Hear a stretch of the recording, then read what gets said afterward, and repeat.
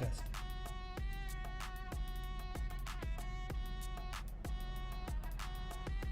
Test.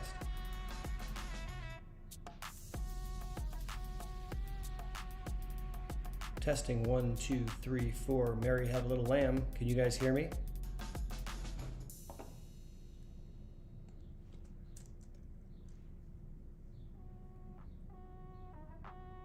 Awesome. We're going to get started at the bottom of the hour. 35 short minutes. I cannot wait to rock and roll.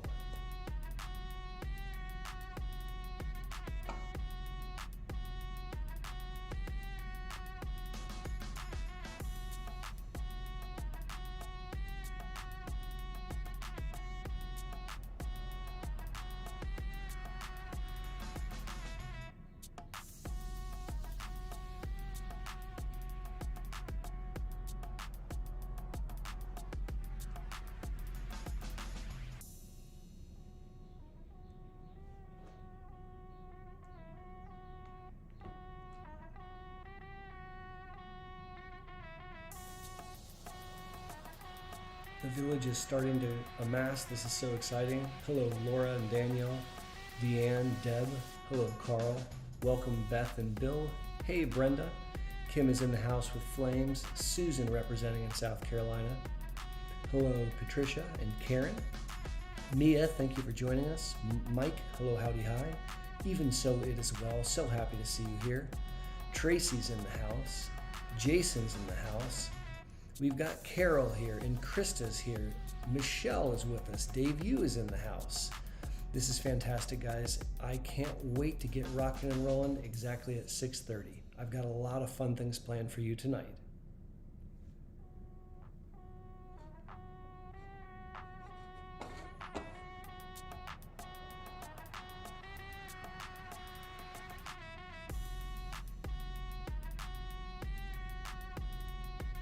Bienvenue, Xavier.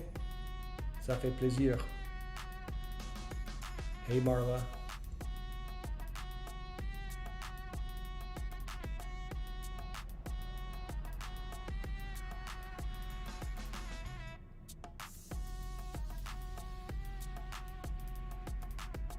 Hey, Christine. Hey, Deb. Hello, Jason in Aruba, making me jealous. Hey, Joy.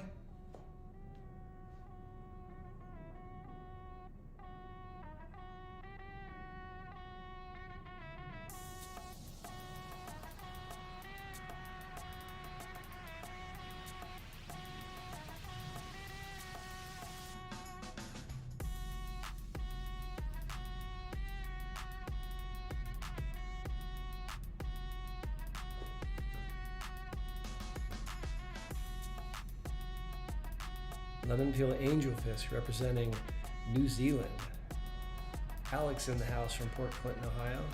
Gretchen's rocking from Colorado. Annapolis is in the house, that's what's up. Hey, Stacy. Hey, Alex.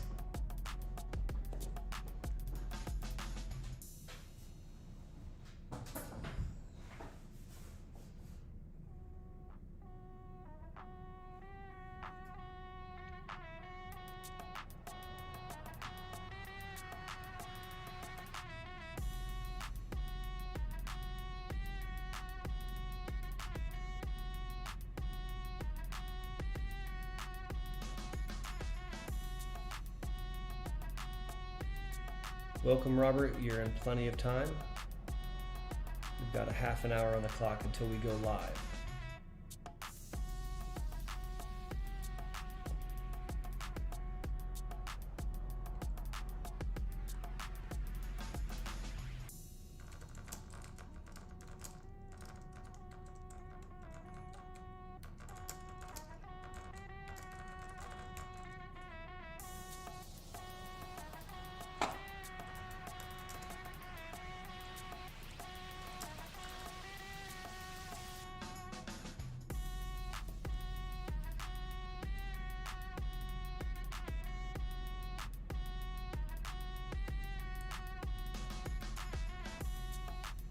Mia just shared that we have 100 people on and we haven't even started. I am blown away, guys. That is amazing.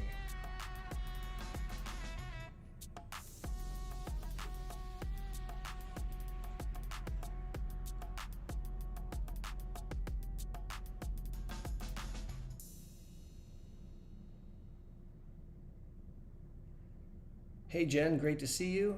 Bianca's in the house from Maryland as well.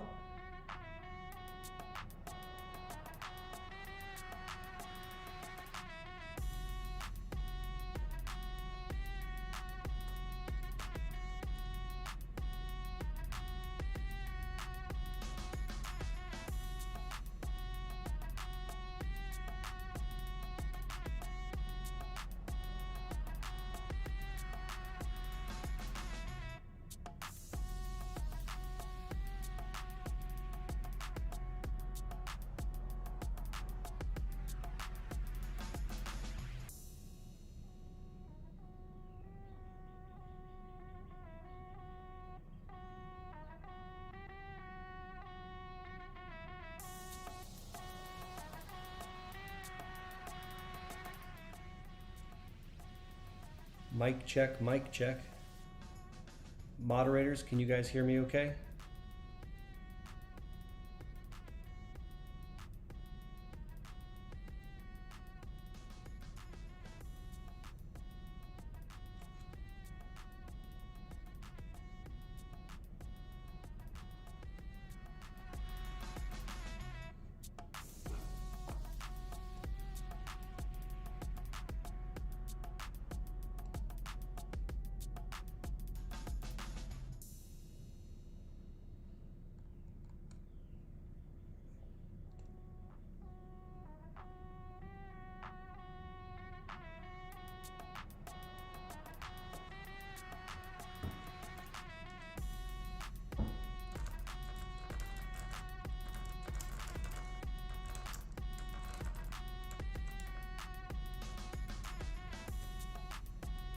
Hey, Angela.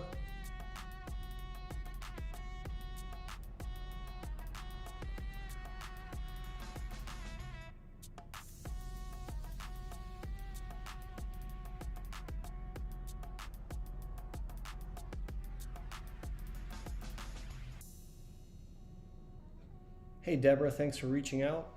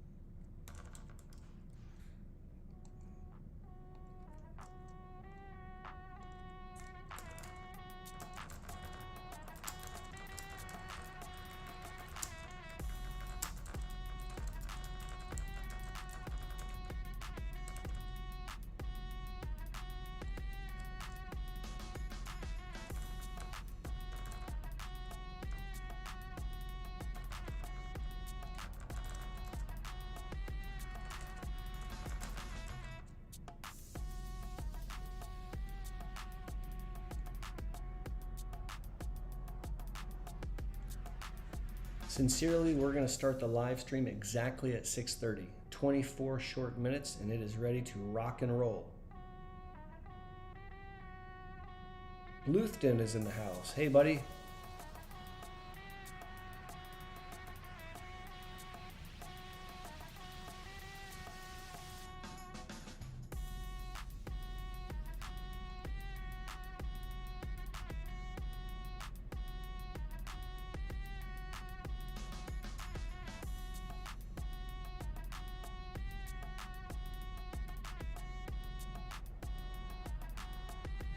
Hey Lori, great to see you. What's up, Hank? To listening one, thank you for being here. Long-time subscriber.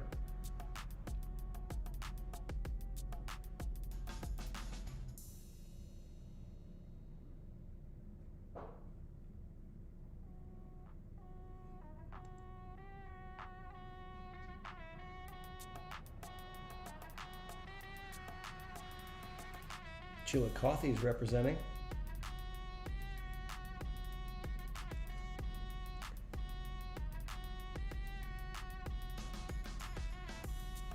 If you haven't already, make sure to grab some water, as we'll be participating in the MS Water Challenge for the entire live stream. I have some really exciting things planned for you tonight. I've prepared a gigantic nerd session. We're going to be looking at some very serious data from 4 different parts of the world. I can't wait to share with you. It's going to be really cool.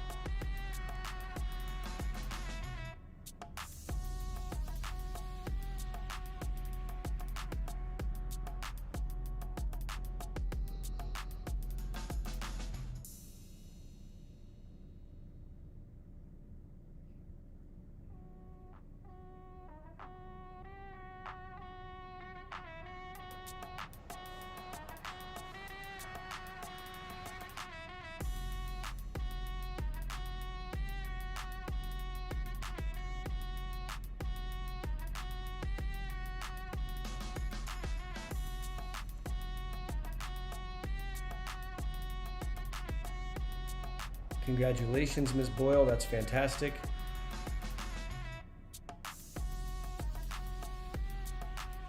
Hey Jen, hopefully they're a bit more fun than grad school. Everyone, Carol Boster is my mom. Hey Mom, it's awesome to see you. Mom, we're gonna get started at 6:30. Just a few short minutes. If you guys are listening in, everybody say hi to my mom, Carol Boster.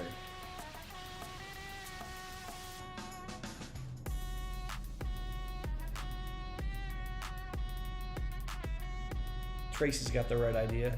Show my mom some love.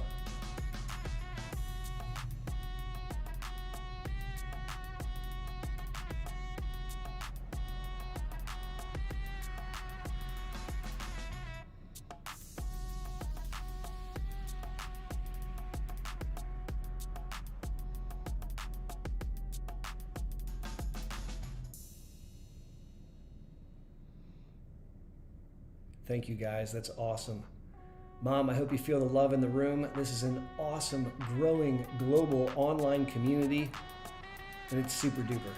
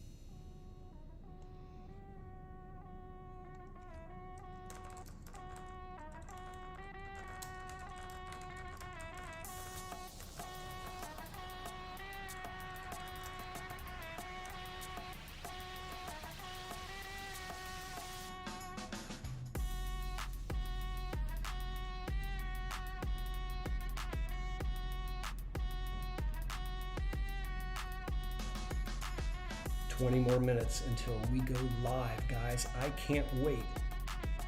Get yourself comfy, get your water ready. It's on in just a few minutes.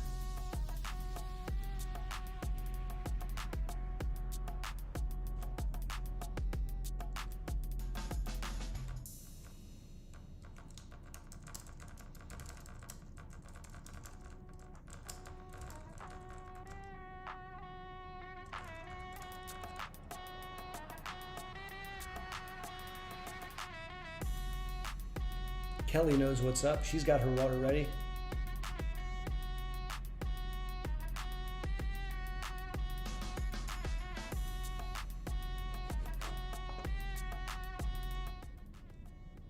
Michelle, the live stream starts at 6:30 p.m. 20 short minutes and it is on.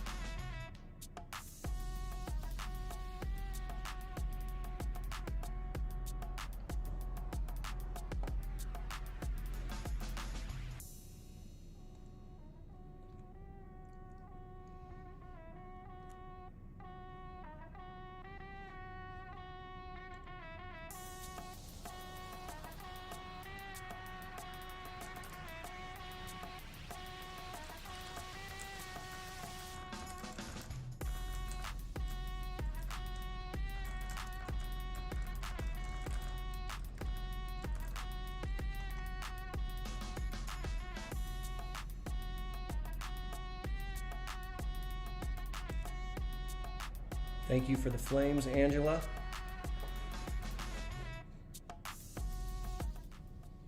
Guys, thank you so much for joining me. We have 15 minutes until we go live at the bottom of the hour. We're going to start exactly at 6:30. If you're here early, thank you. Please grab some water for the MS Water Challenge. Strap in and get cozy and comfy. If you have a social media, please let your village know to come join us tonight. Feel free to send a message out on your Twitter, Instagram, Facebook, tickety. You know the deal. Let's get this village ready to rock and roll.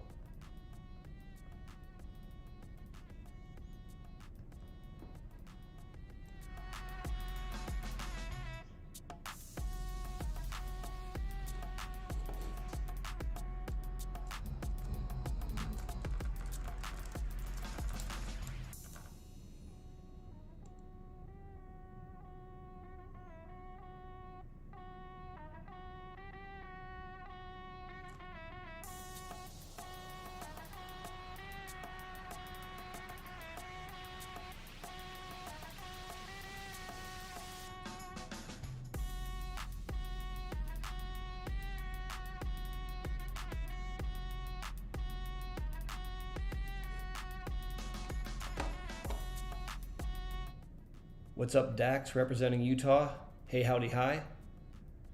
Angela, thank you very much for sharing on Twitter and Facebook. Sarah, thank you for the flames. Samantha, thank you for the flames. Lemon Peel Angelfish has got her fire truck out, making sure everyone is safe.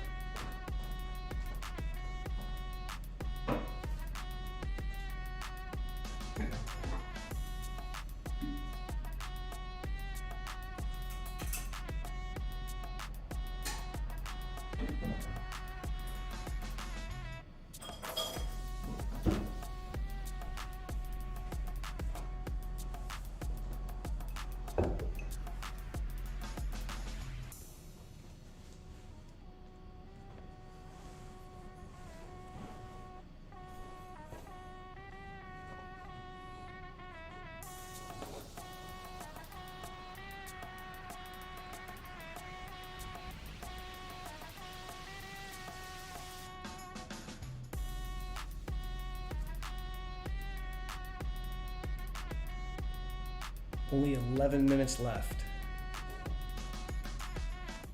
Strap in and get ready. We have 11 minutes until we go live. If you haven't answered the polling question, please cast your vote.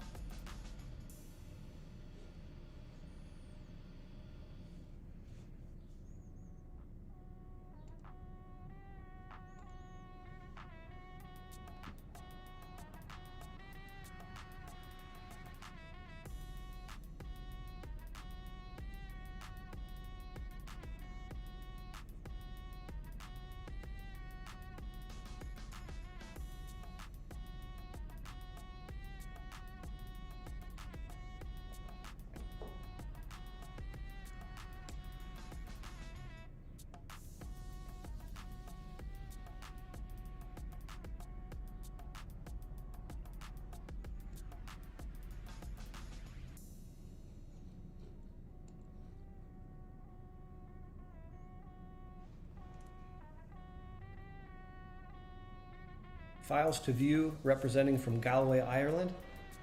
Welcome.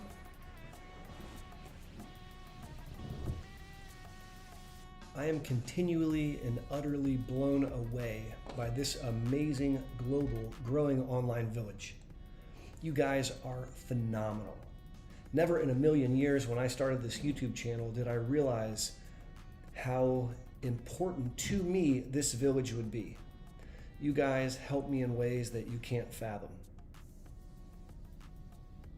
P. More, welcome. Callie is in the house. Jill has got her thumbs up. I'm digging that.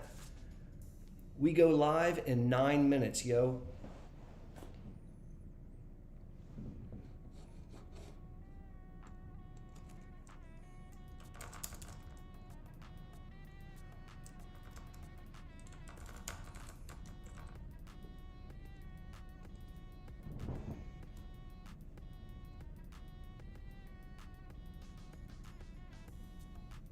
Howdy Justin, howdy Ashley,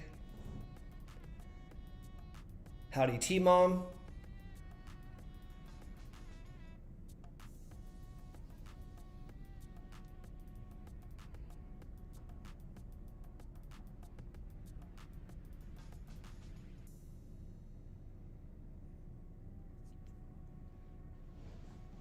Terry G representing Grove City, what's up?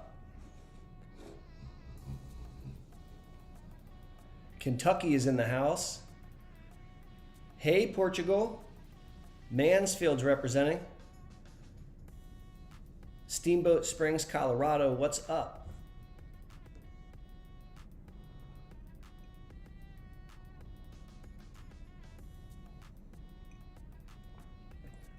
We're a team, Angela. Wouldn't have it any other way.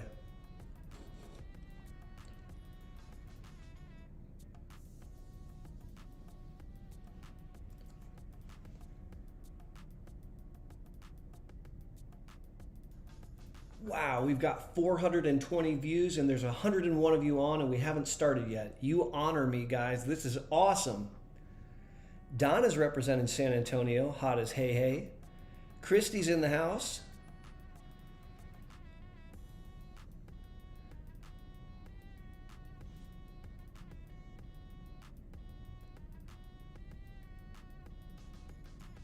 Mariana, we're going to start in only 7 minutes.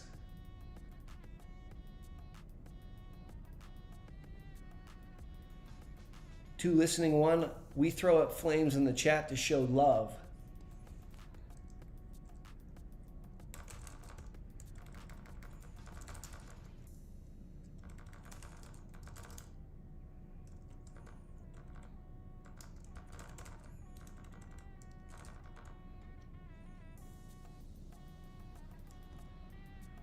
What's up, New Mexico? What's up, Stefan?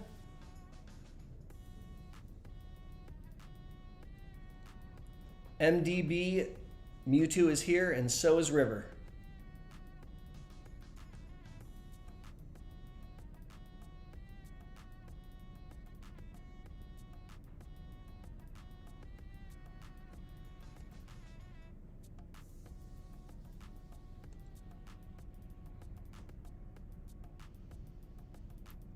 T-minus 6 minutes.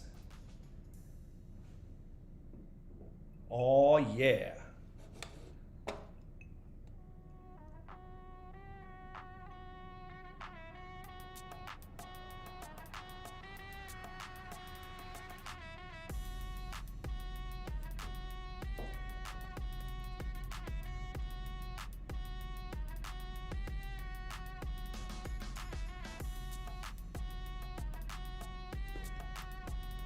Dan representing Philly.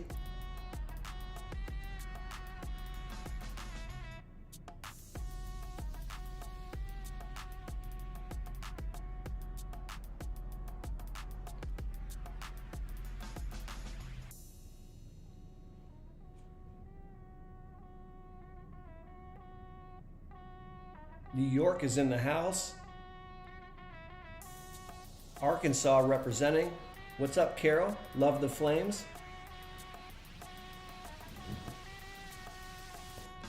5 minutes until we go live.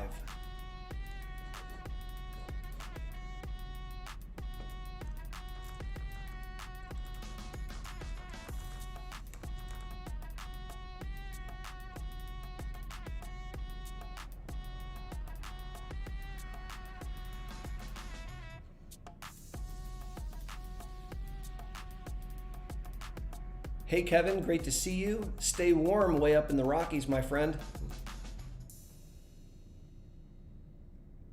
Australia's in the house. Loving that. Hey Laura, how are you, Rushilling?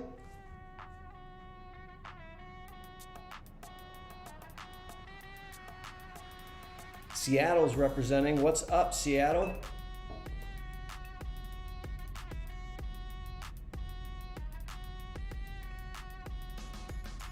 Welcome, Julian. Grab some water, settle in. We're about to get started in 4 minutes.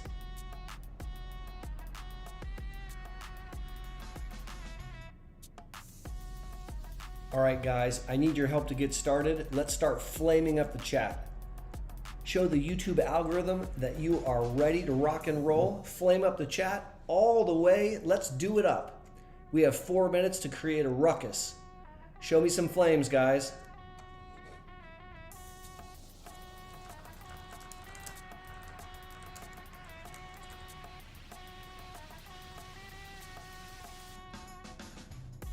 Heck yeah, Angela's got the right idea. Come on, guys. Let's get that chat flamed up.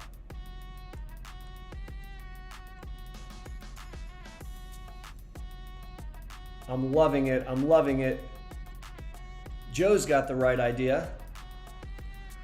T-Mom's got the right idea. You guys know what to do. 3 minutes until we go live.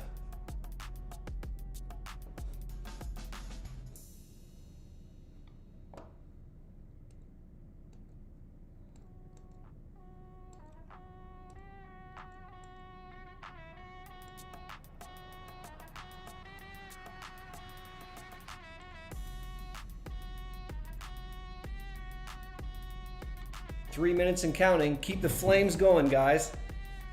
Show YouTube you love this.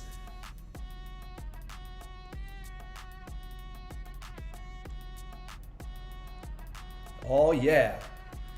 Thank you, Karen. Thank you, Files to View. Thank you, Rachel. Merci bien, Dan. Thank you very much. Marla's showing some love. Thank you, Marla. Tweet's got it going on. Colleen showing love. Bridget is ready to rock and roll. Miss Boyle in Ireland's got it going on. Hello, Miss Brown. Dan's got it ready. T-Mom throwing up love in the flames. We have 2 minutes, guys.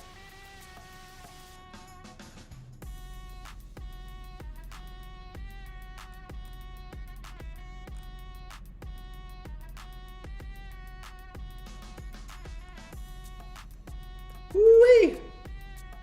1 minute. It's getting really hot in here. This is fantastic.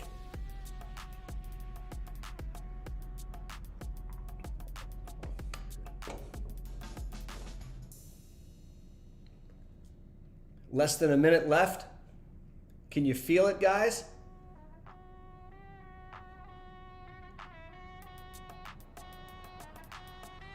Joe Siders is in the house. What's up, Joe? Happy belated birthday.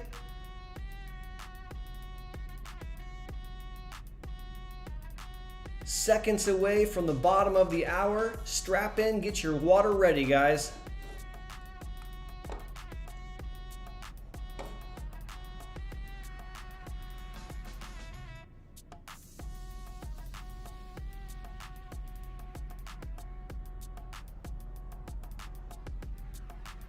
A few more flames, a few more seconds. It's on!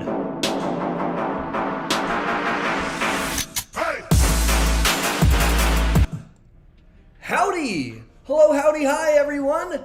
Aaron Boster here. I am so excited to be with you this evening. If this is your first time joining me, thank you very, very much. My name's Aaron Boster, and I'm an MS neurologist in sunny Columbus, Ohio. It actually is sunny today, believe it or not. This is my bald spot, unless that's new information to you. I started this YouTube channel, gosh, way back in 2015, and I had no idea that I was going to be able to tap into such an amazing online community like you guys. Thank you very, very much for joining me tonight. There's 135 of you that saw fit to come out and say hello. I've got a lot of fun things in store for you this evening. I've got a bunch of new camera tricks to show you.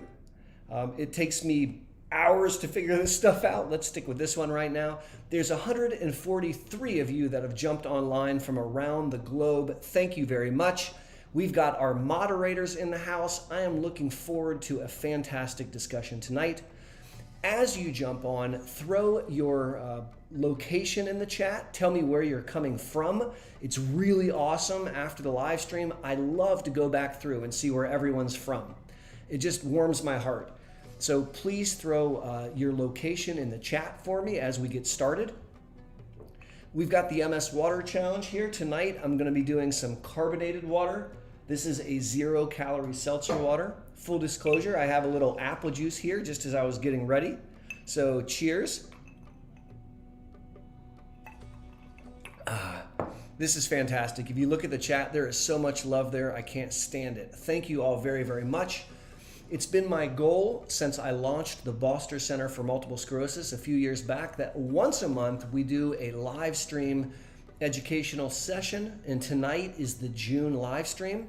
It's right on the cusp of, hey, what's up, Jeff? It's right on the cusp of a holiday weekend, and so I wasn't sure how many people would want to come out. I can't believe there's 141 of you joining me tonight. Thank you so much. That's amazing. Now, some of you who follow the YouTube channel have seen I did a video either this week or last, which I kind of referred to as a nerd session, where I took a research article and I kind of went through systematically the abstract of that article and helped people understand how to translate the science into easy talkability. And so that's actually what I'm going to be doing this evening. I have quite a discussion prepared for you. I hope it works. I've prepared a bunch of slides, and so we're going to go through it.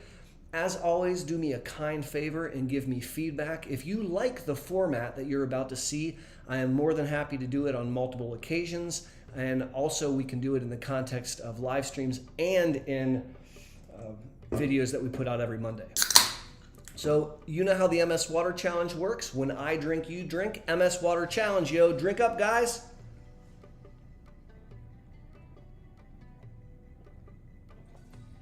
Oh, that's really good.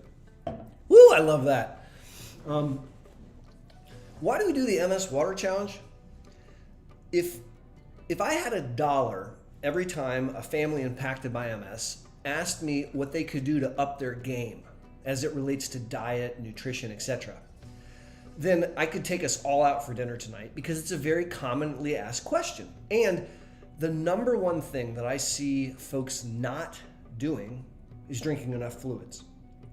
Most of us run around pretty darn dehydrated. I'm guilty of that as well. And so the MS Water Challenge is just a reminder that we need to be on point with our water game. We want to up that water game. We want to drink 20 ounces of water 5 times a day. All right, so how the heck do you drink 20 ounces of water 5 times a day? Well, one way to do it is to drink a glass of water with breakfast, a glass of water with lunch, and a glass of water with dinner. That's not so bad. Then you drink a glass of water between breakfast and lunch, and you drink a glass of water between lunch and dinner, and that's going to get you your 100 ounces that we want you to get a day. Right now, we're going to remember that by doing the MS Water Challenge. So when I drink, you drink. Come on, guys. MS Water Challenge, yo. Thank you, thank you. Now, I have a nerd session in store for you tonight, and I'm really excited to share with you what we've kind of planned. And so what I would like to do this evening is I want to take you along as I share with you how we use the scientific medical literature to answer important questions in multiple sclerosis. So every morning since I was a fellow, which was a long time ago because back then I had no beard and I had hair and the hair was not gray. Ever since I was a fellow, I have a ritual in the morning. I wake up, and I log on to pubmed.org. So www.pubmed.org. And this is actually a website database maintained by the United States government. And it's basically every journal article in medicine is categorized and housed there. And so every morning when I wake up, I go to pubmed.org and I type in multiple sclerosis, enter. And then all of the abstracts show up. And I read abstract after abstract until I get to the ones from yesterday. And that way I stay a bit current on the latest and greatest research from the day before. And then if I identify an article of particular interest, then I will obtain that article so I can read the whole thing. Tonight, we're going to be looking at abstracts from PubMed. Excuse me. And I'm going, so Carol said, is that PubMed? And I said, yes, it is. So here, I'll write it in the chat, Carol. www.pubmed.org. All right, so that's the portal to the government's repository of scientific information, and that's where I go when I have medical questions that I want to try to answer. And so tonight I'm going to demonstrate with you how we use the scientific literature to try to help us inform ourselves about multiple sclerosis. And I'm going to be discussing a topic which is very near and dear to my heart, and that's the earliest application of disease-modifying therapies. And so the question that I'll be presenting to the literature is, what happens if you start with the most efficacious drug early on? You start with high efficacy straight out of the box, as opposed to if you start with a lower efficacy medicine and then you escalate when you have breakthrough, right? So those are two styles of treatment. The most common style in the world is a slow escalation model, where we put someone on a safe but maybe not very effective drug and kind of see what happens. The idea being, if they do great, then that's a good drug and a good patient, a good doctor, and hoorah. But if some things don't work out, not a big deal. We'll just escalate to another drug. And any of you that have followed my YouTube channel know that I do not agree with that plan. I don't agree with that philosophy. That is not how I practice MS neurology. I am much more of a get it done up front kind of fella. I like to hit this disease really hard up front with the most effective drug that you're comfortable taking. And so we could turn to the medical scientific literature and ask ourselves the question as to whether Dr. B's concept of the earliest application of the most effective medicine is a good idea, or maybe I'm just smoking crack cocaine. And so that's, one of our amazing moderators corrected me, and I'm grateful. So it's www.pubmed.gov. Maybe I have an aversion to the government, but anyway, so I'm sorry, it's not org, it's gov. Shame on me, and thank you for correcting me about that. So Lemon Peel Angel Fist says the music is a little loud, and thank you for that. Let me ask my sound guy, who is me, to turn down the sound a little bit. Lemon Peel Angelfish, is that maybe a bit better? Angela is concerned about the music as well. Are you guys okay with the music now? I want to make sure that you can hear me okay. All right, looks like we're doing all right. Super duper. So, the music, please. Yep, people are not, okay, the music's annoying. Well, very soon we're going to transition off the music and we're going to start the didactic session. So let's get that going now. And this is going to really be a tour of the world. I'm pretty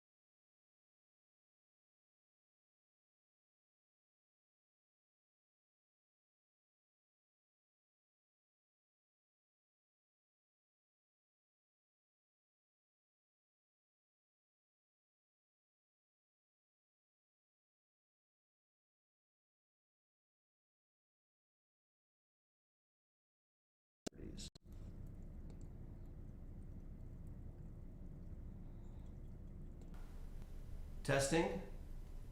Can you hear me? Can you hear me? Is there any sound now? Testing for sound. Testing 1, 2, 3. Okay, all right. I'm sorry about that, guys. Shame on me. I was talking and I looked over and the whole chat said, I can't hear you. So I apologize for that. Let me start over. So now that you can hear me, and again, maybe one day I'll learn how to use this gosh darn software. But today we're going to be visiting the country of Italy, and we're going to be looking at a very, very large Italian cohort of MS patients. If you don't know this, Italy has some of the most amazing MS neurologists in the planet. I consider men like Dr. Comey and Dr. Filippi to be some of the most influential minds in our field. And they have very large repositories of patients impacted by MS that they follow in long-term cohorts. And so we're going to be talking about the Italian cohort today. So as you look at the abstract that I have on the screen right now, the background to this whole discussion is the fact that there is no consensus. That's true. And by the way, here's Mewtwo. If you want to see my son's cat, he's in the house. And so when you think about the thoughts of MS neurologists, there's no consensus. So some of us, like myself, would like to use early intense treatment, meaning I want to put you on the most effective drug that you're comfortable taking as early as you're comfortable taking it. And in the context of this article, we are going to call that EIT, for early intensive treatment. Now, the more common style of treatment, one that I, Aaron, do not like, but it's used by most neurologists to my chagrin, is the concept of escalation, where you're going to start off with a low efficacy drug and see if things go okay. And then if they do go okay, then you're going to stay on that drug. And if they don't go okay, then you're going to accelerate. You guys said that you can't hear me? Are you guys still able to hear me? A couple of people are saying they can't hear me. Let me make sure that you guys can hear. No sound. Can you hear me? Let me just make sure that in my excitement that you can still hear. Okay, all right, we're doing okay. So in this investigation, the folks that were studying this asked the question, which one's better? Is it better to do early intensive treatment, or is it better to do escalation? And that's the question that these Italian neurologists asked, and we're going to see how they answered the question. Now, the first thing they did is they went to this giant Italian database where they track most of the patients in Italy, and they looked for patients that had relapsing multiple sclerosis. And then they looked for patients that they had seen for a minimum of 5 years, because they wanted to answer a question over a medium term. And the rule was that they had to have at least 3 clinic visits after starting a disease-modifying therapy.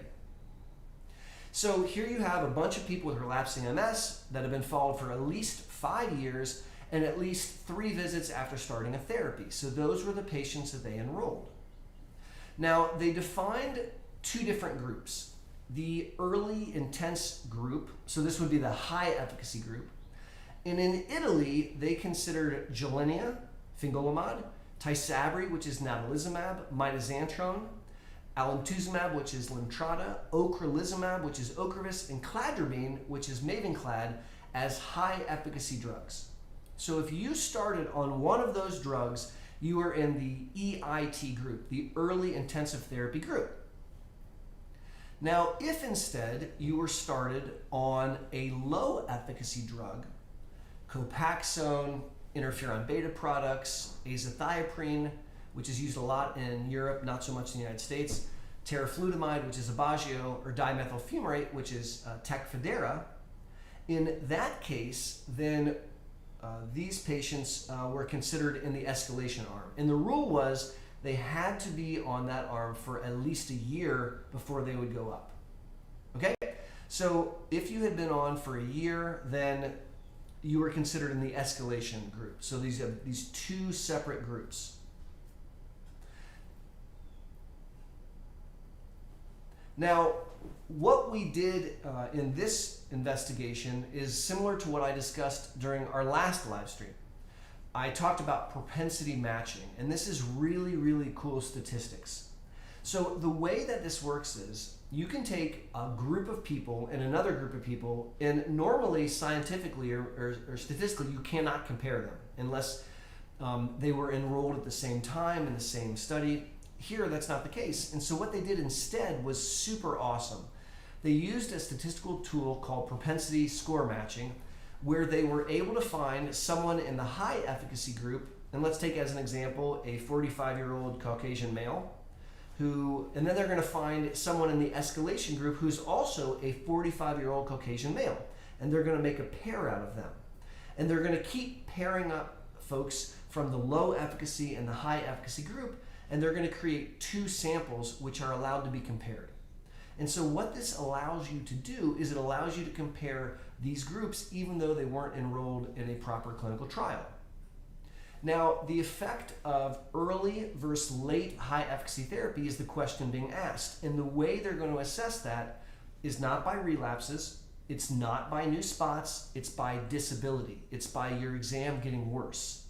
So they're going to look at, over a period of 5 years, if you were started off on high efficacy, how did you do? And if you were started off on low efficacy and then escalated, how did you do? And how did you do is determined by the change in your exam over time. And so that's what they set out to do. So let's take a look at the results after I have a sip of water. MS Water Challenge.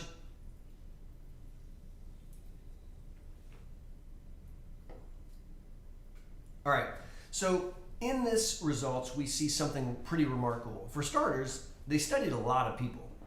2,700 people were pulled from this database. That's a lot of patients, and that's probably 2 to 3 times the size of a standard MS clinical trial. Using propensity matching, they were able to match up 363 pairs. So those are matched. You got 363 in the high efficacy group and 363 in the escalation group. And on average, these patients were followed for 8.5 years. So that's a really nice study. That's looking over a decent amount of time with a bunch of people. Now, here's the results. If you started off on a high efficacy drug in the beginning, which they defined as Gilenya, Mavenclad, or any of the monoclonal antibodies, or mitoxantrone, you had less change and less worsening in your neurological status compared to if you started off on escalation. And that was very statistically significant.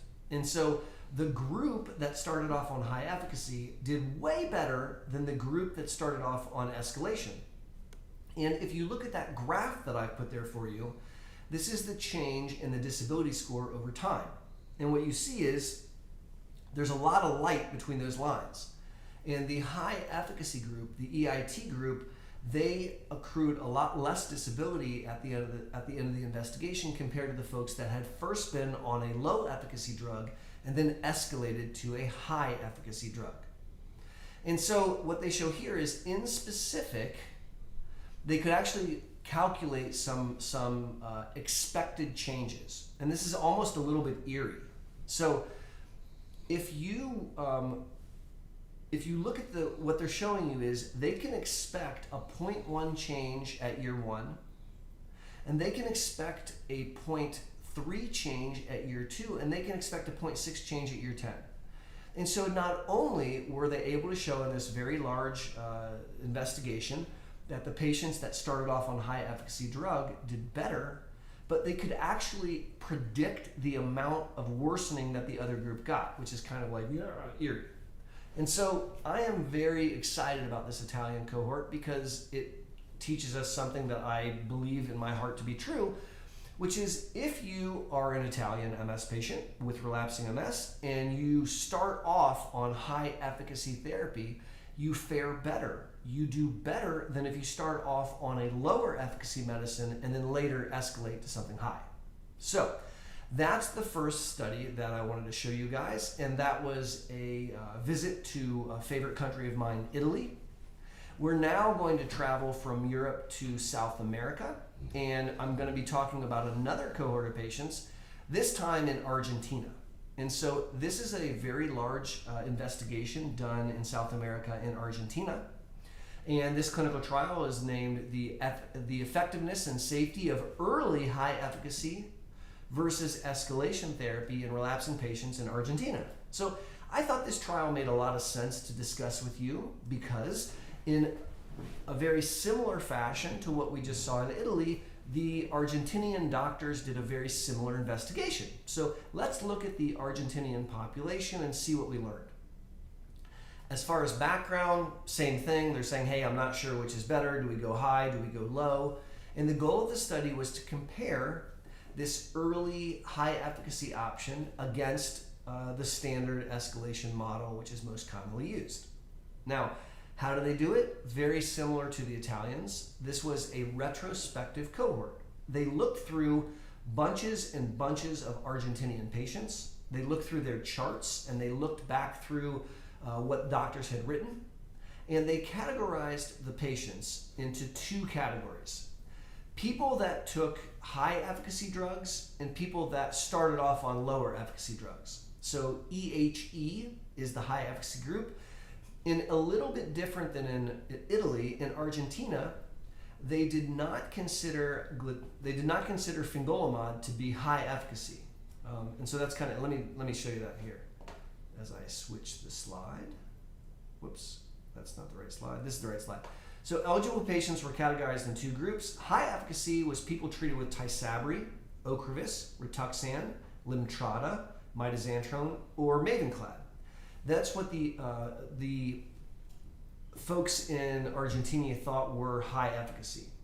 Then if you were on interferon beta, Copaxone, Aubagio, Tecfidera, or Gilenya, they considered that low efficacy, right? And so here we have two different cohorts that are being examined, a high and a low.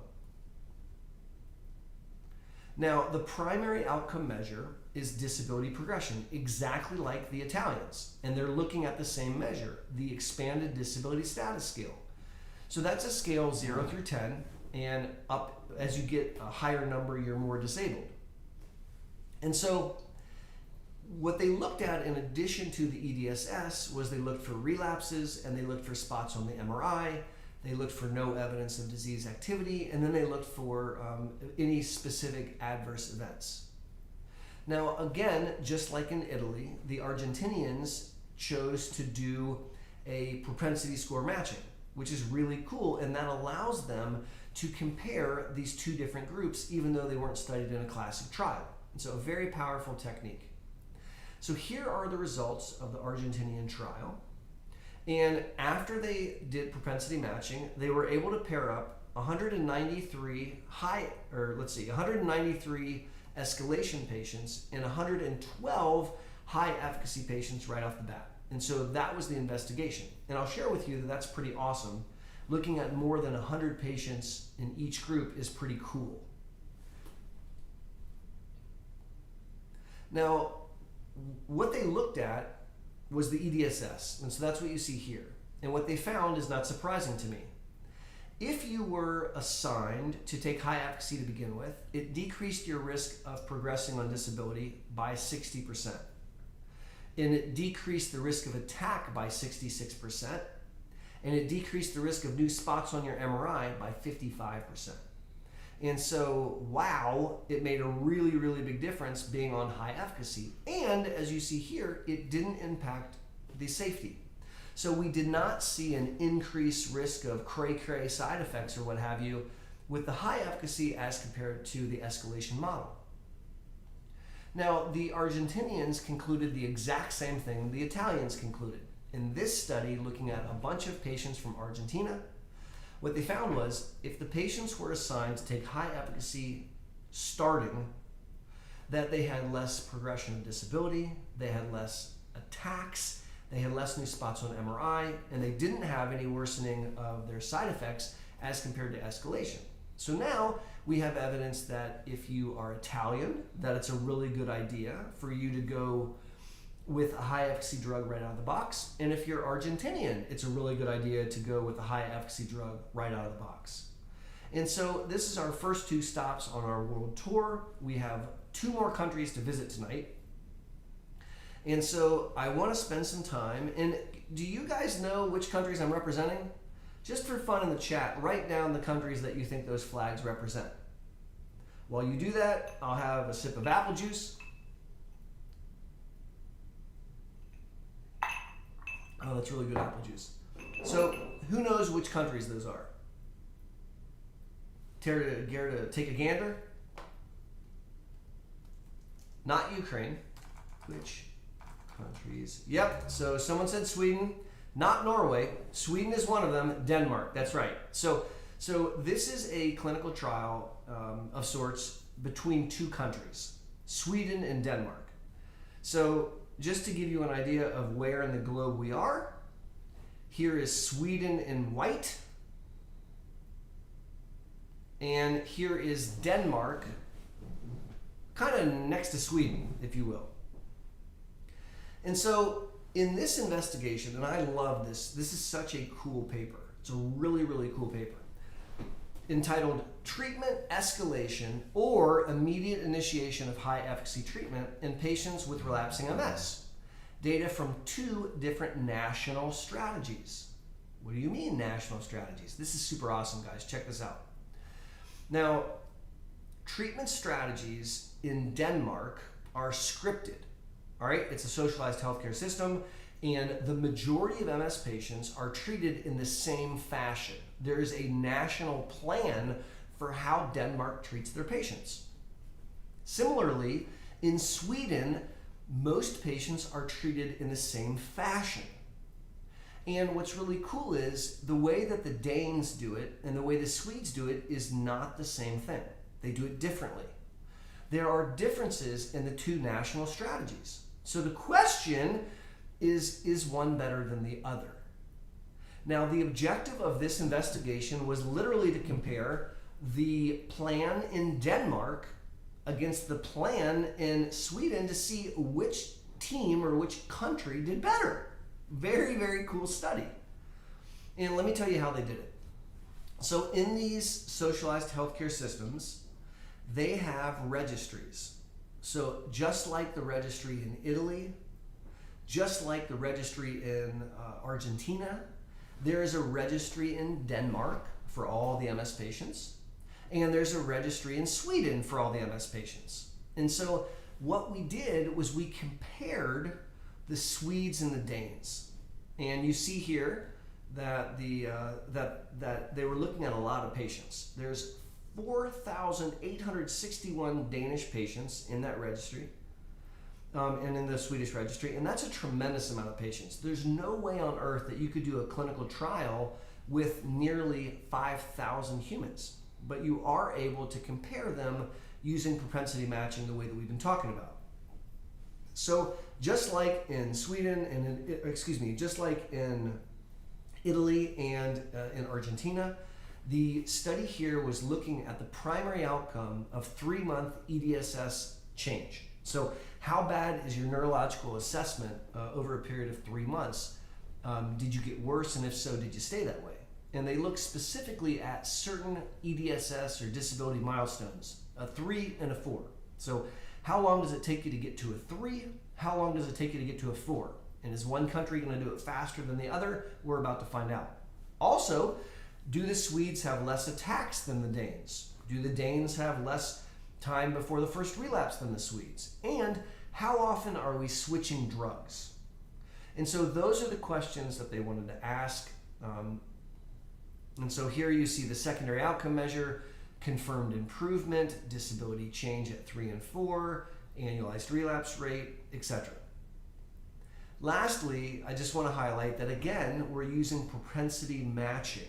So we're doing that really powerful tool where we find a patient from Norway, and let's say in this case it's a 30-year-old Caucasian woman, and then we find a 30-year-old Caucasian female Dane, and we match them. And so they set up matches, and that's what allows them to do this really cool statistical analysis. So I know this is a wall of words, guys, but I've tried to highlight the important points so that I can kind of guide your eyes as we talk through this. So here's the results section of this last paper. And let's start by pointing out that they used a lot of human beings, all right? 2,700 Swedes were pitted against 2,161 Danes. And again, I want to point out that when you do an MS clinical trial, there's no way on earth you can enroll that number of people. That's a really, really large number. And so that's kind of awesome.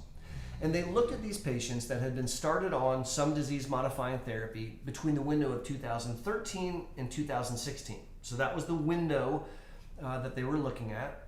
And the first thing they did was they looked at the number of Danes who were started on low efficacy versus high efficacy. So focus on that highlighted section with me.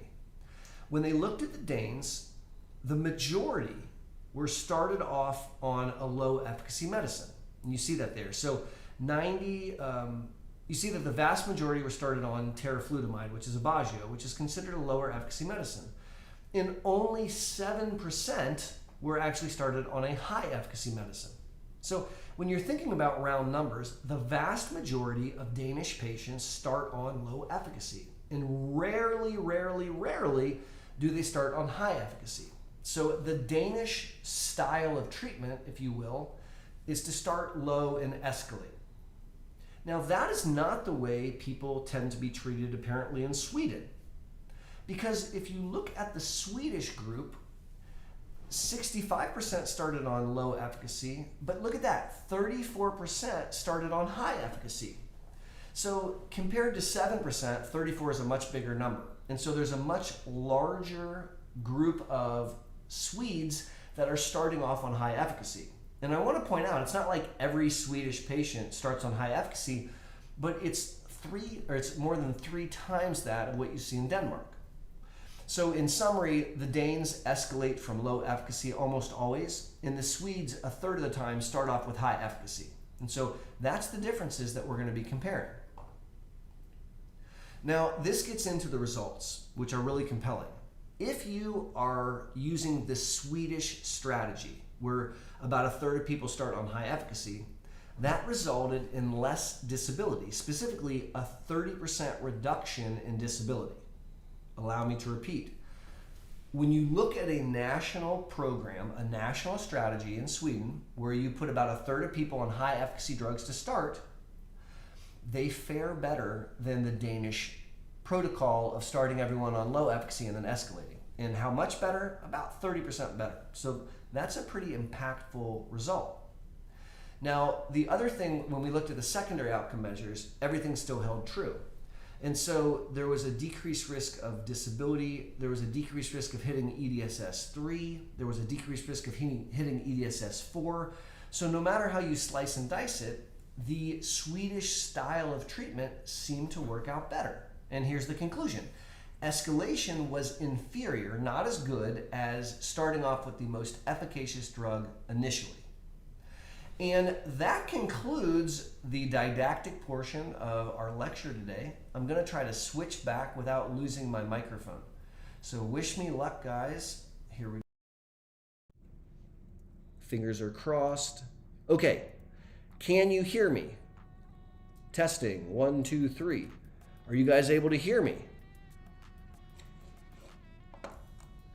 I'm waiting for some person in the chat to tell me yes or no. Okay, all right, thank you, Carol. Thank you guys for letting me know that you can hear me. So that concludes our didactic portion of this discussion. And if you liked that, do me a favor and flame up the chat and tell me that you liked this kind of presentation. Because these nerd sessions are something that are very important to me. And I wanted to share with you guys how I use the medical literature to support my thoughts and my decisions in clinic. So when I tell you that I believe in starting in the most effective therapy that you are comfortable taking, I'm not just saying that because that's like an opinion. I'm saying that because there's data to support that's a better idea. It really is. And here we see evidence from multiple countries. So we've got Scandinavia represented, we have the Mediterranean represented, we have South America represented.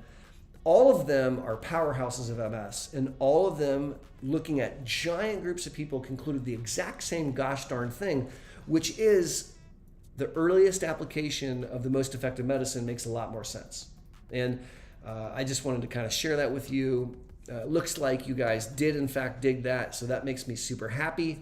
If this is a format that you like, the so-called nerd session where I go over sort of the data that we use to make decisions, definitely leave me a comment in the chat, or if you're watching this in a replay, leave it in the comments section below. I read all of your comments, and I would love to know if I'm on to something, if this is something that you would like to see more of. Awesome. So that was what I had planned for you today. And let me switch up the screen a little bit. Sorry guys, the Snapchat filter came out. Let me get rid of that before people get really, really mad at me. And what I would love to do now with the time that we have left is open up the discussion to a Q&A. Ask me anything MS. I'm not going to be able to give you advice on love or politics or sports or things like that.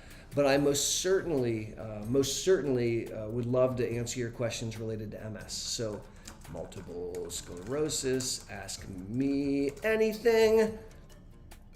All right. So, I will, of course, go back through the chat. Many of you were typing as I was talking, and I wasn't able to read that exactly, but I will be doing that later. So, let's shift our attention now and start to answer some MS questions. If you have an MS question, please throw it up in the chat. Please keep in mind that I can't diagnose or treat you on the interwebs or the YouTubes. And so please make your question a question that's open-ended, that anyone could benefit from. And that way all of us can learn. And so let's see here. I've got a question that's popped up. Where'd it go? There it is. So Sarah says, what is your favorite high efficacy treatment? And that's not an easy question to answer. Now, I will answer you, and I do have some treatments that I like way better than others. But the reason it's not an easy question to answer is not every therapy is appropriate for every patient. So if I was to share with you, all things considered, the drug that I like using the most as it relates to high efficacy, that drug, as some of you might guess, is Limtrada. It's alemtuzumab. So Limtrada, which is unfortunately for very not fun reasons fallen out of favor, it remains hands down the most effective drug I've ever touched in my career. And I think if you're going to try to compare Limtrada to something else, you can't compare it to other drugs very easily. You have to compare it instead to a stem cell transplant because it's that efficacious. So all things considered, that's my fave, but that's not a drug that is the right choice for most patients because it is a very intense therapy. And there's a lot of complexity and risk, particularly up front, that you have to accept. And I would submit to you that the majority of patients are not down for induction therapy with Limtrada, much to my chagrin. It definitely is one of my most favorite therapies, and I think that it's underutilized throughout the world. That's my opinion. Thank you for asking that question. So here's another question, and this one says, how do you know one has MS and not lupus? All right, so let's talk about, first of all, what is lupus? So lupus is an autoimmune condition like multiple sclerosis, but they are autoimmune conditions in different locations in the body. So MS is an autoimmune condition that affects the supercomputer that runs the brain, right? So in the spinal cord, the superhighway, and the optic nerves. So that's multiple sclerosis. Lupus tends to affect medium to small sized blood vessels throughout the body. And you can see a host of problems with lupus. Rarely lupus can mimic MS. Now, if I think back to my training, there's 14 different potential criteria for lupus. And if I'm remembering correctly, you have to have 7 of the 14. Please don't quote me on that. But what we're looking for are evidence of inflammation, mostly in the periphery. And so we're looking at peripheral markers like the ANA or the anti-double-stranded DNA. These are laboratories that can be abnormal. People can have certain rashes. They can have problems with kidneys and a host of other things. Lupus and MS generally are not confused. But I do want to point out that if you have one autoimmune condition, you are more likely to have another autoimmune condition. And so I have patients that have both lupus and multiple sclerosis. Now, fortunately, there are medicines that will treat both. And so oftentimes we can get like a twofer, where I can get one medicine that's going to cover both things. Here's another question. This one is from Gretchen, who writes, so what if I got started on a low efficacy therapy 5 years ago, but I'm switching to high efficacy soon? So Gretchen, you bring up a really important point. The data that I showed you is national level data looking at cohorts of patients, not individual humans, but like groups of people. And here's a situation where you've already been on something and now you're going to be escalating. And I would say to you, that's very real world. And the faster you escalate, in my opinion, the better. Now, if we had a Harry Potter magic wand or a time machine and we could rewind time, maybe you and I would go back 5 years and put you on the most effective drug possible. That's not the situation that we're in. And that's not the situation that many of my patients are in. Heck, I have patients that had MS when there were no therapies, or when the only therapy available was a low efficacy interferon. And so we used what we had. And now that we have better things, I think I have very low thresholds to escalate. Gretchen, do I think you're doomed? Absolutely not, I do not. Do I think it's a good idea to escalate? Yes, I do. Is there data that going from a low efficacy to a high efficacy can make things better? Yes. And so I think it's wonderful that you're doing that. MS Water Challenge, guys.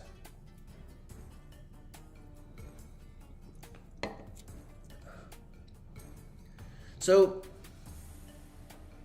here's a great question from Carol, but let me change the screen. I spent so much time making all these silly different views, so I might as well use them. And this way you guys can talk to my bald head. Lord, that's really kind of balding, huh? So Carol asks, why is Novantrone not used much anymore? So Novantrone, mitoxantrone, is chemotherapy. It's the first chemotherapy that was approved to be used in multiple sclerosis. And mitoxantrone is a highly effective therapy, like legit, like really, really effective. But the reason it's not used very much anymore is because of the side effect profile. So there is a 1 in 101 chance, so almost a 1% chance of getting lymphoma when you take mitoxantrone.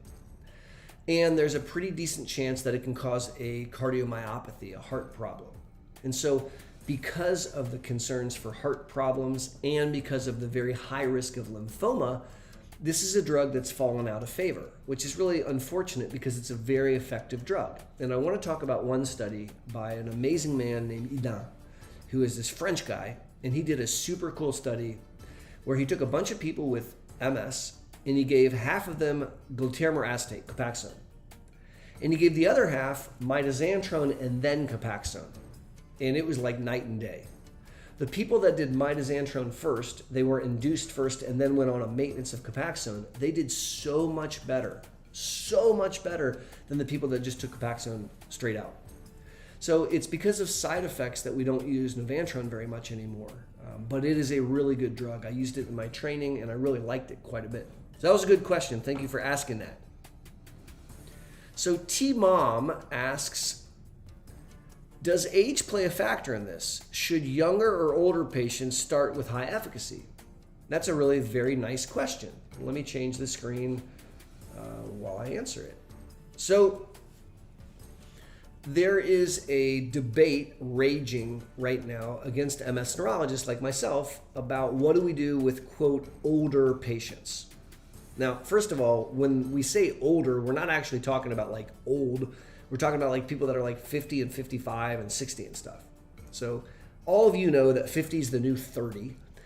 But chronologically, there's questions being asked about what do you do when someone's 50 or 60 with MS?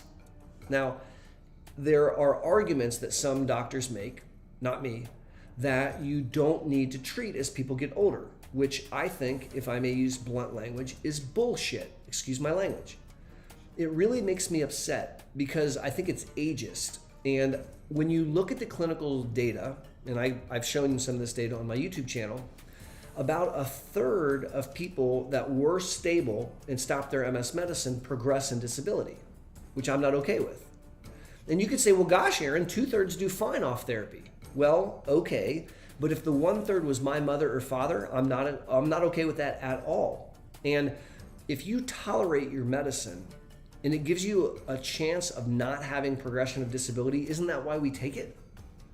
I have high cholesterol, so thanks a lot, Dad. And I take a cholesterol pill every morning that I remember. And if I stop my cholesterol pill, my cholesterol goes up and I have a risk of stroke and of heart attack. And so when should I stop my cholesterol pill? Do I stop at 55 because I've had a good run of it, and now if I have a heart attack, it's okay? I don't think so, Scooter. And so it's my strong opinion that the better part of valor is to treat if the disease mandates we treat, and I don't care if you're old or young. So I try really hard not to be ageist. And if I meet someone and they have risk factors for aggressive disease, giddy up. We're going to put them on the most effective drug that they're comfortable taking. Hands down. Very nice question. And Elizabeth says that she has high cholesterol too. Many of us do, Elizabeth. And so Terry G says, I am 60 and I'm never going off DMT. Heck yes, sister. That is exactly the right answer in my opinion. George, let's give George a hug. He's going to have an MRI today. I'm very claustrophobic in a scanner, and so I certainly respect that. And let's all think of George fondly as he has to cram himself inside of a scanner. Okay, this is a very, very important question. And I was actually wondering whether or not someone was going to ask this today. Otherwise, I was going to maybe bring it up. And so I want to thank Fork U MS, which by the way is a really fun name. I want to thank Fork U for asking this question. So many of you that follow the channel know that I take great pride in participating in MS research. So I'm a strong believer that we need to do better and that we need to develop new therapies. And so I'm very, very excited about participating in these BTK inhibitor trials. Now, BTK does not stand for bind, torture, kill, like that American serial killer. It stands for butyrate tyrosine kinase. And a BTK inhibitor is a pill which has some really cool mechanistic effects in MS. And we are currently studying BTK inhibitors. We're studying them in relapsing MS, in secondary progressive MS, and primary progressive MS. It's a really exciting time. And at the Boster Center for MS, we have been enrolling some of our patients that want to participate in these clinical trials, and it's been very exciting. Now, a clinical trial is an experiment. It's an investigation to try to figure out whether a therapy is safe and effective as compared to other therapies. And the FDA takes that very seriously, as they should. Now, one of the clinical trial suites is studying one of the BTK inhibitors called tolebrutinib. T-O-L-E brutinib. I didn't make up these words, guys. And there have been 4 patients, not in the United States. One was in Italy, one was in Japan, one was in France, and I think one was in Lithuania.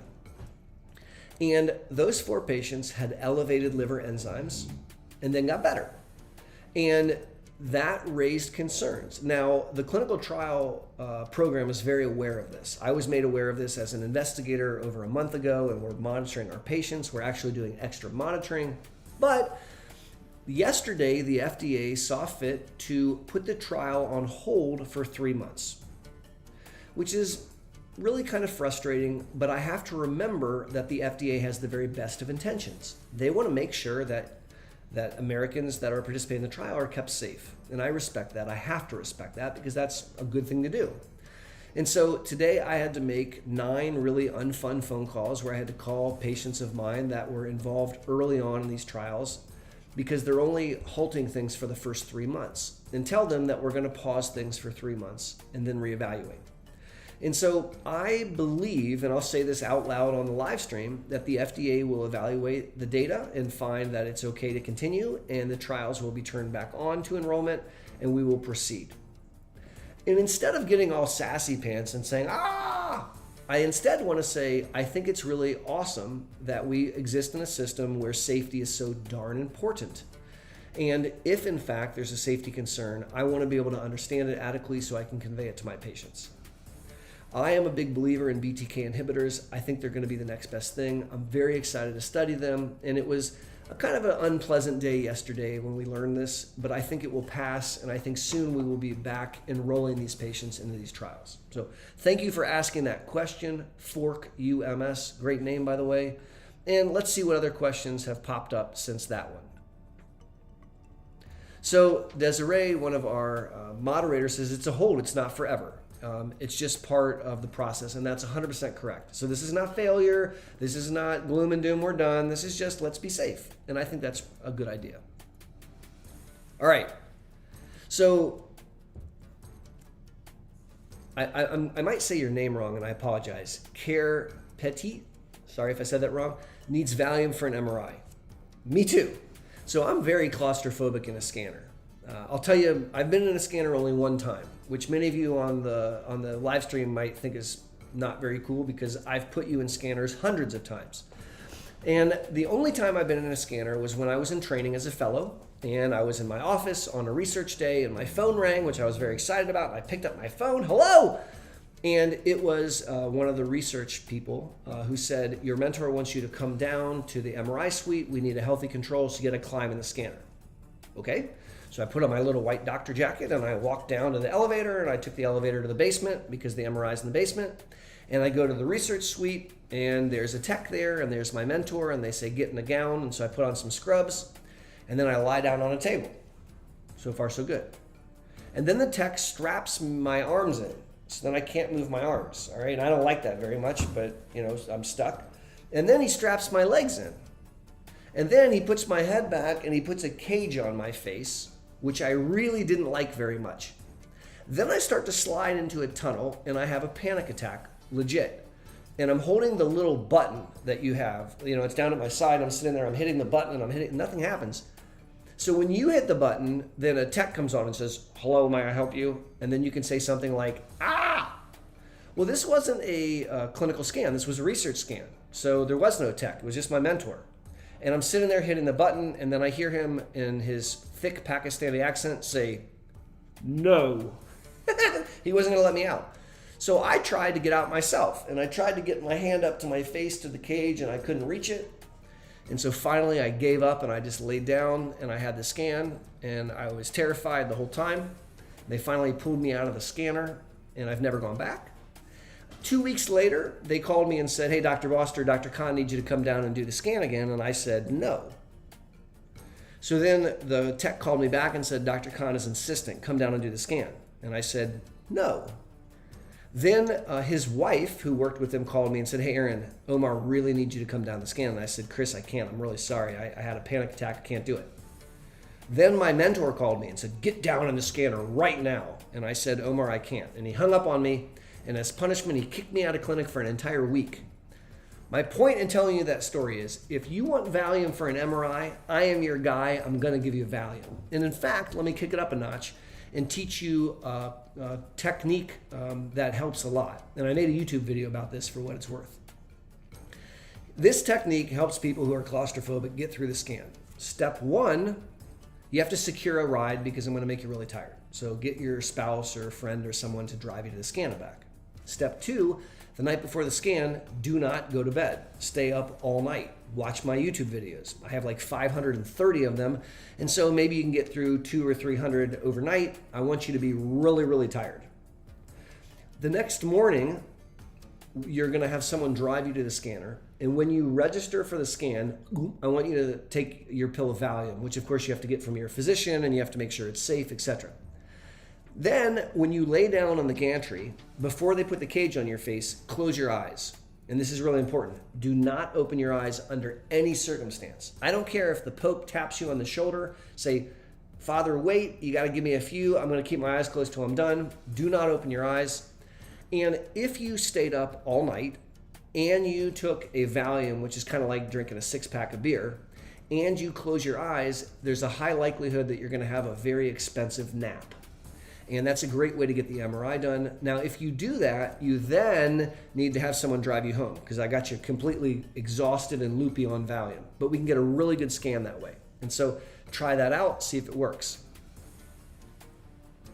So Robert asks a question, is it true that when changing medicines, we do right from one to the other without a washout? And so the concept of a washout is the idea that we might have to get one drug out of your body before we start another drug in your body. And there was an era about, I don't know, 10, 15 years ago, maybe 10 years ago, where we thought it was really cool to do washouts. And there were all these proposed washouts, And it turned out that a lot of times washing off the drug created a problem because it left the person not protected and they would have breakthrough disease. So Robert, I actually have a video on my YouTube channel called Washouts, where I go through, I think, almost every single combination that I can come up with going from drug A to drug B. And the reality is there is not a one size fits all, but with each pair, if you tell me drug A and drug B, I can tell you how I like to transition from one drug to another. The theme, to your point, is we do it fast. We don't do it very slow. All right, there's some really good questions here. Dan is asking a COVID-19 question specifically about Evusheld, which is actually spelled Evusheld. There's no I in there. Evusheld is 2 monoclonal antibodies which are injected into you once. And these antibodies, these monoclonal antibodies, will beat the crap out of COVID-19. And so I kind of view it as like you've hired 2 like big gorillas to walk behind you, and they just kind of walk around wherever you walk around. And if they see COVID, they jump in front of you and they beat it up. And so this is not a vaccine. This is actually a treatment that you take prophylactically so that if you're exposed to COVID-19, you can fight it better. And it's not available for the majority of the population. It's available for people who are immunosuppressed. And as you know, people with MS are not immunosuppressed unless they're on a drug. And if they're on a drug that suppresses their immune system, then they may be eligible for that therapy. And we've got a couple people. Tiffany says that it was a shot in your butt, which I think she means in your buttocks. And she took it before. All right. Stephanie says, who's your favorite patient? And is that person me? Hi, Stephanie. I hope you're doing well, and I hope your family's doing well. God bless you. Let's look for another question here. Lemon Peel Angelfish has put up a question from Kit. And that question is, no RMS does not... okay. So I'm sorry. There's a discussion on the side going on there. All right. Let's take one more question. So here, Myelination, I hope I'm saying that right, writes, how often should a neurologist do a physical exam on an MS patient? My MRI is stable. And so I have a video on my channel called 10 Red Flags to Quit Your Neurologist. And I think it's appropriate that your neurologist does some form of physical examination. At minimum, watch you walk. Because we're trained to pick up a lot of things about the nervous system, literally just watching you walk. If the neurologist never, ever, ever collects any clinical data, that's a red flag. Now, I will share with you that I do not do full neuro exams every visit. I used to because someone told me I should, but what I learned was that wasn't really helping my patients very much. And so I like to make sure that we have a neuro exam once or twice a year. And I like to make sure that we collect functional testing a couple times a year. Functional testing are things like the 9-hole peg test, which is a upper extremity test. I have a video on the 9-hole peg test that you could watch. On the timed 25-foot walk, on the symbol digit modality, which is a cognitive test, and then visual acuity. And those are functional tests which actually correlate with long-term disability even better than the neuro exam. And it's my opinion that we should collect this information, not necessarily every visit, but at least once or twice a year so that we have it. And you can see someone was asking about Mewtwo, and so he's still up here on the table. That was a really good question. I would submit to you that if the neurologist never ever examined you ever, that's kind of a concern I would certainly have. You guys have been phenomenal. We've been talking for an hour now. There's 172 of you that have jumped on with me. I'm honored by that. I don't know that we've ever had that many people on a live stream. So I want to thank each and every one of you. I want to thank you for joining into my Monday morning videos and watching them and commenting, liking the videos and sharing them with your friends. It means the world to me. I, a long time ago, made videos because I had a no-show in clinic. And so I just Ray Charlesed it and talked into my camera and sent it off in the YouTubes. That was 2015. Since then, I've really become passionate about educating through this forum. And I love the fact that you guys are so responsive. So thank you. Thank you for participating in the live stream. Thanks for liking the videos. It really means a lot to me, and it teaches the YouTube algorithm that you dig what we're doing. So I'm going to look forward to seeing you next Monday morning. Actually, it'll be Tuesday because Monday's a national holiday here in the United States, where I put out my weekly video. And of course, every month we're going to continue to do these live streams.